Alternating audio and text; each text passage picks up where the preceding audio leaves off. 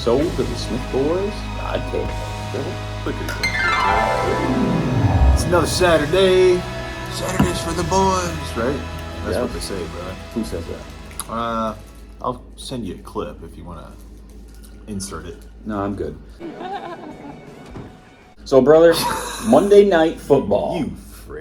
You frig. The Detroit Lions, brother, beat my Raiders so bad that the Raiders fired everybody the next day.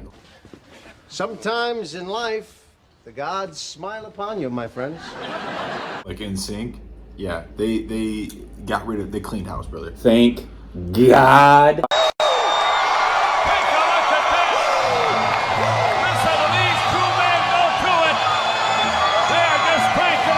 Mark Davis and his terrible haircut decided, you know what? I looked in the mirror this morning. My haircut looks horrible. My haircut looks like Josh McDaniels' coaching job. Yeah, and I'm just going to fire everyone. That's where I'm at. I've had it. He fired Dave Ziegler, the GM. He fired Josh McDaniels, the head coach, and they also fired the offense coordinator. Yeah. Yeah. Well, they needed to clean. Antonio Pierce, house. former linebacker, is now the interim head coach. Hey, B, what's happening, pal? Good seeing you. It's a good day.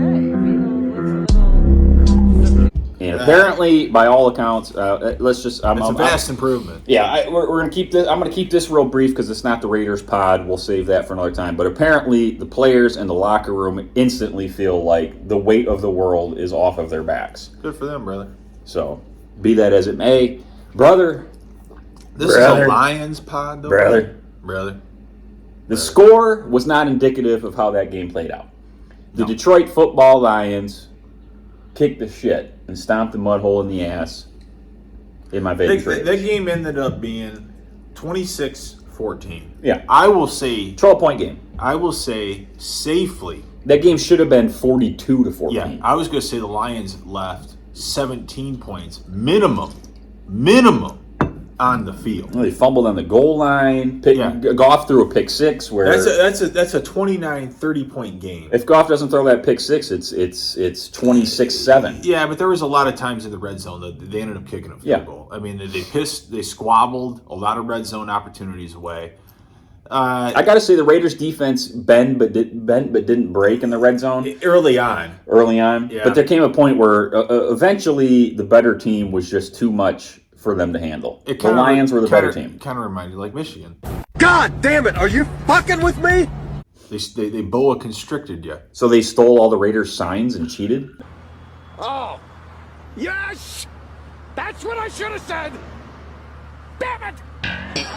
Yeah, exactly. I had to get that in there. Of course you did. Well, I mean, it's true. Simple joke from... You know, like Connor Stallions resigned. He said he didn't want to be a distraction to a championship run. And Jim Harbaugh had no knowledge. Brother, get the hell out of here, brother. All right, this isn't the Michigan Pie. You're going to get me pissed off. You're going to get me fired up. Brother's so easy to get triggered. Because you say so many stupid things sometimes, brother, and it's just like I can't let it slide. But this is the Lions pod. So easily. This is the Monday Night Football Lions podcast. You're still a little brother. Yeah, I'll whoop your ass, though. Just take me in the front seat with him. Put me in the front seat with you, brother. I bet I whoop your ass.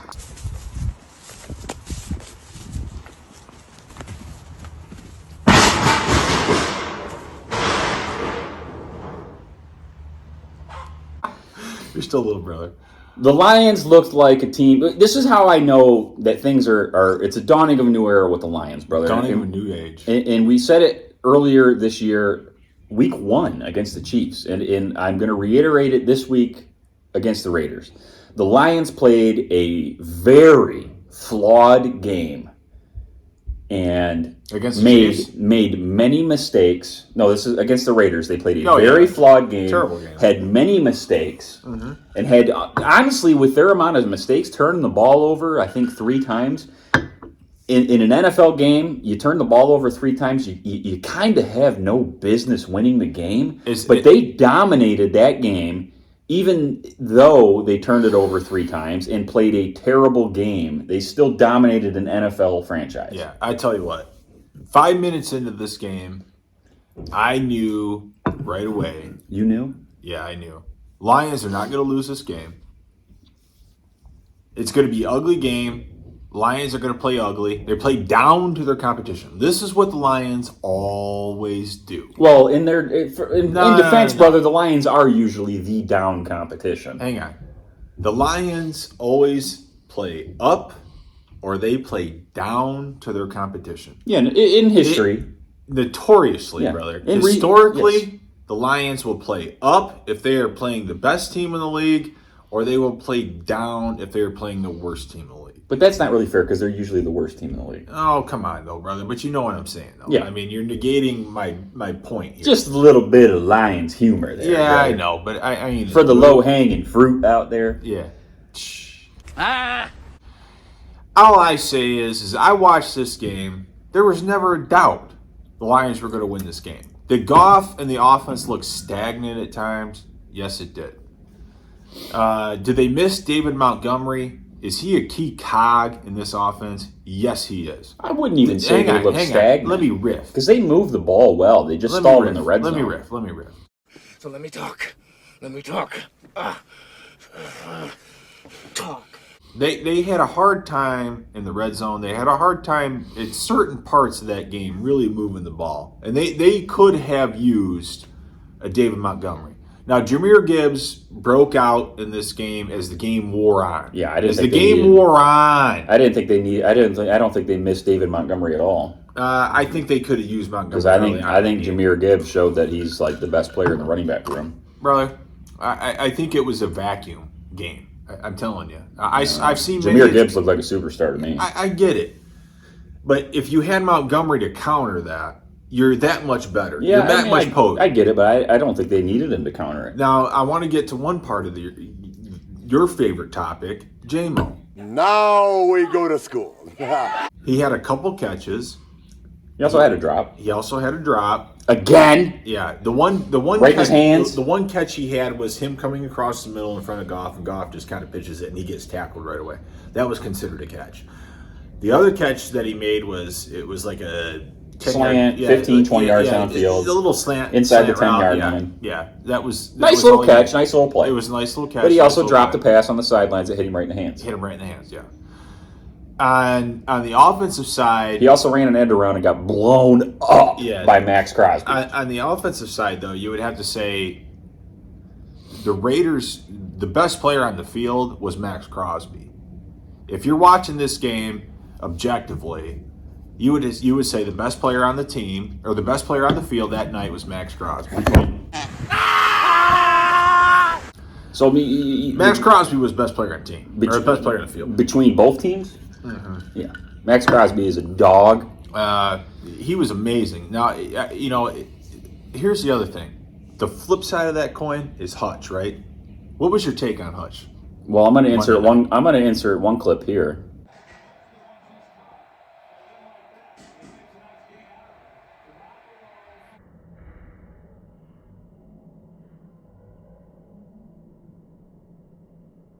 Where he got blown up. Yeah. I sent this clip to brother.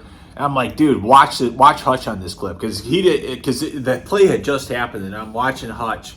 I'm just seeing what he does. Like I like to watch certain positions like this all the time, and you watch Hutch on this play, and he just gets nailed. He gets annihilated. Oh, he gets pancaked. Yeah, he gets pancaked so bad. And he's kind of double teamed, but this one guy, the tackle comes back around, peels back around, Knocks him on his ass. Just knocks him like 8 feet in the air. You don't see like the Bosa brothers or like TJ Watt get taken out like that. No, you don't. So that's what I'm saying is like I love Hutch. Don't get me wrong. High motor guy. But I don't know still what production you're really going to have. Yes, I get the hurries, I get the pressures, I get I get all that. The batted balls, the interceptions, I get all that. But how many sacks is he getting? See, your brother, you're falling into the trap because I've said this before, and I'm gonna reiterate it again.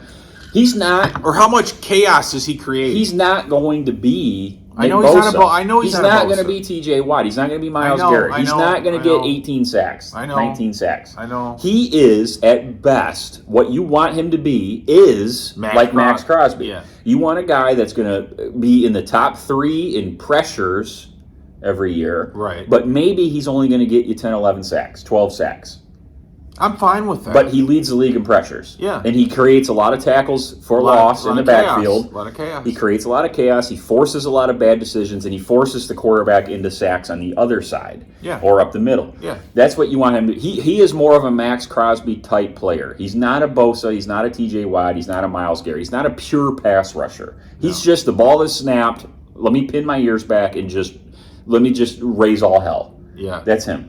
Yeah. That's what you need him to be. And that's what the Lions should coach him to be. The Lions should not be like focusing on him being like, hey, I need you to get 16 sacks. I need you to get 17 sacks. That's not how the Lions should be trying to grow him. The Lions should be trying to grow him as like a Max Crosby type. Just create anarchy at the line of scrimmage.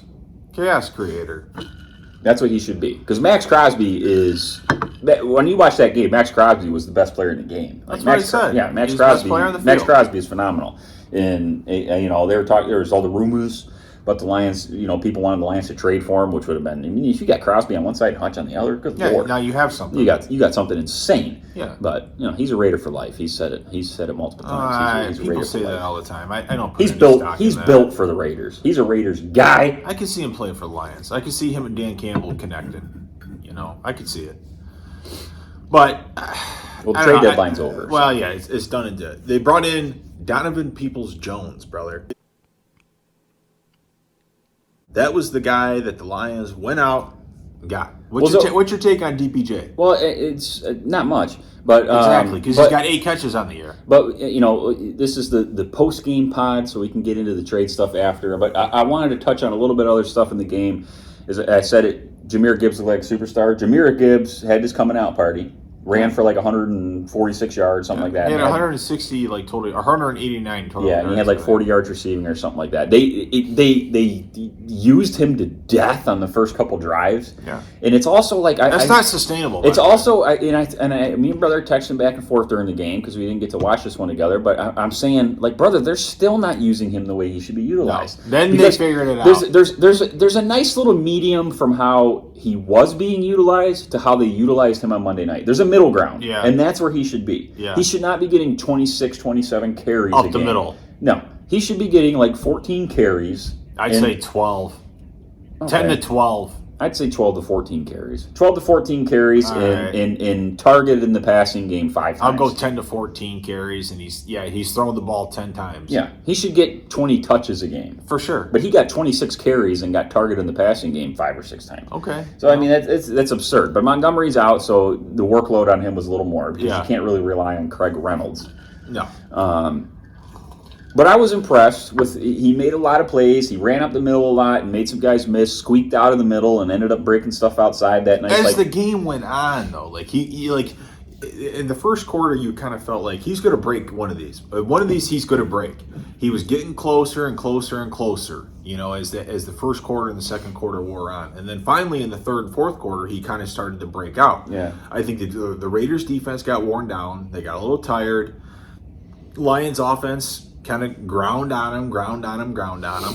And the Raiders were never really in this game. This game easily should have been probably 42 to, what was it? 14. 14, yeah. Well, it should have been 42 to 7 because Goff shouldn't have thrown that pick 6. Yeah, for sure. The Raiders had the one drive where they ran it down the Lions' throat, and you're like, okay, yeah, where did that come from? It's the best Josh Jacobs has looked all year. Yeah, and it was like, okay, now do that again, and then they couldn't. And Jimmy Garoppolo sucks. Yeah. So I guess this kind of takes me into the Raiders pod, really. Carson Beck just got annihilated. Yeah, I mean that's really all I got on the Lions. I mean the Lions look good. Now let me go here for a minute. Lions look good. You got to buy, and then out of the buy, I think you got the Chargers. Right? Chargers on the road. San Diego. The Chargers are in the midst of it, right? Well, they're actually LA now. Yeah. They're always going to be I call San them the Diego. Chargers. They're going to be San Diego to me forever. But the Chargers are in the midst of it. I know. I love Justin Herbert, though. Love Justin Herbert. He hasn't been that good this year. What are you talking about? He's like the third. He's thrown for the third most yards since he's entered the league, behind Peyton. Yeah, but Manning I don't think he's been very good this year. I think he's been pretty If good. he pulled up his stats, I think he's. I think a lot of people are talking about him. I don't know about that, brother. Well, But all I'm saying is Lions will be in for a dogfight in that game right out of the bye. You go on the road. You go on the road and you beat the Chargers, and you go 7-2. I tell you what. Well, they're going to be favored in that game. I got them beating the Chargers. To me, the Chargers are I think the Chargers got a terrible coach. I think Staley's terrible. They seem to be buffoons in the way that they run their games, and they can't ever. They're basically, if you ever watch the movie Life, the Chargers are basically the character can't get right. That's the Chargers. Well, am I wrong? No, you're not. No, the Chargers, they have the best uniform. That would make the Raiders jingling, jingling. Name jingling, jingling. I appreciate it. Jangle, you say? Jingling, jingling. Yeah. You know what's funny is that movie was The Chiefs would be the warden. Yeah, that movie was on like last night. I actually watched it for 5 minutes. It was the episode. It was the scene where Martin Lawrence and Eddie Murphy are in the chow house, and the one guy's like talking about your cornbread, and then Eddie Murphy's like, "There's gonna be consequences, repercussions up in here." Yeah, and Eddie Murphy just going on and on and on in this whole scene. It's absolutely very underrated movie. Oh, it's a fantastic movie. Great movie. The Upper Room. The Upper Room. Ray's Boom Boom Room. Yeah. Well, brother, to cap things off here, there's not a ton to recap from the game. The Lions dominated. Yeah. The score was not indicative of the dominance. The game should have probably been like 42-7, like we said. Yeah. The Raiders are terrible. I told you that coming in. Jimmy Garoppolo is terrible. He's been benched. I told you that coming in. They're so bad that the Raiders fired everybody the following day, which, thank God. Let's get into a Raiders pod. Yeah, let's go. We can go right into the Raiders podcast. Yeah, because I got some CQs for you. So there will be no Lions podcast this coming week for the bye week. No. So maybe a preview of the Chargers. Maybe, I don't know, but we could take an extra week on that. Maybe it's a bye week for the Smith boys too on the Lions. Maybe. No, we got to do a midway mark at the Lions. Yeah, we could do that too. Yeah. We just need to get some content, brother. So until then, Smith boys out. What is the biggest ick? People like wrestling.